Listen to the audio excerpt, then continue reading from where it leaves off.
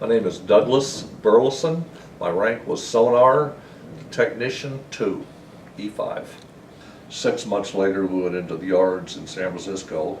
Most of the time when we were doing, they were doing the part with changing out the sonar gear. We were there to assist that, to learn as far as how it was going in. We would oversee that to make sure the yard personnel was, installing things correctly as far as to the ship goes. Other duties on that would be that we would work with the shipyards and to look at the equipment to see the testing of it before it went in. And then, with the manpower load, you'd be put up on duty of doing fire watches because they'd be inside cutting through the hull, cutting different valves and all that. So we all had to stand fire watches while the welders were doing that. That was the only thing, was kind of a bad part about it.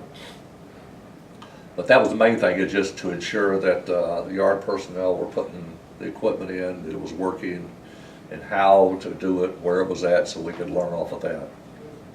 We spent 6 months up there, and at that we came out of there, and Captain Davis was our skipper, and I was the most impressed with him because my mother and father had come out to San Francisco and they were going to visit, and I asked the skipper about it. He said, "Sure, we'll bring them aboard." Like that, show them around like this, and they came aboard, and skipper said, "We're going to be going out to sea," and he invited my dad to go along with him, and Dad was just thrilled because he'd been there before, and we went out, and rather than just a little 2 or 3 hour run, we were out almost 12 hours, and skipper just took him and gave him the fit center, everything.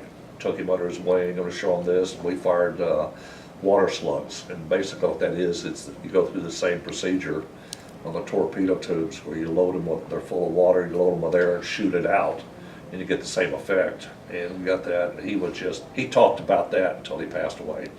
So it really made his day, and that's the way the crew was. They were just really, it was close. We could go into clubs, or we'd go and have Liberty, and the crew would be there, and everybody's really happy, one happy family. And it was, the captain was still a captain, but the rest of the officers and all that, they were just one of the guys. So I was very impressed with that submarine. Later on, we took in, with all the basically war games we played in San Diego, we'd go out with the different fleets, and we would basically try to penetrate them, and they were going to guard and be destroyers and cruisers out there. And there was one of them that was kind of pretty interesting.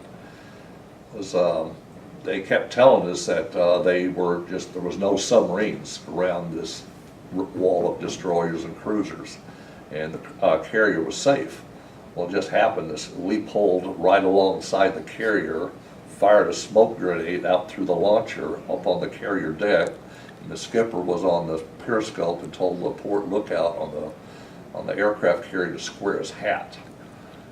And about that time there, he said this captain of the carrier looked over like this, and the guy was screwing down his hat like this, and so they were just, let's say the destroyers were in a whole lot of trouble because we were in there. So anyway, but we got games like that. One of the times we were in a group like this, and you take like electric shaver and stick it up to what they have, a UQC, it's an underwater telephone, and it sounds just like a torpedo.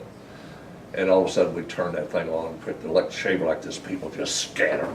They think there's a live fish going out there. The other one, basically, and then towards the, this would be about 65, excuse me, we made a Westpac trip,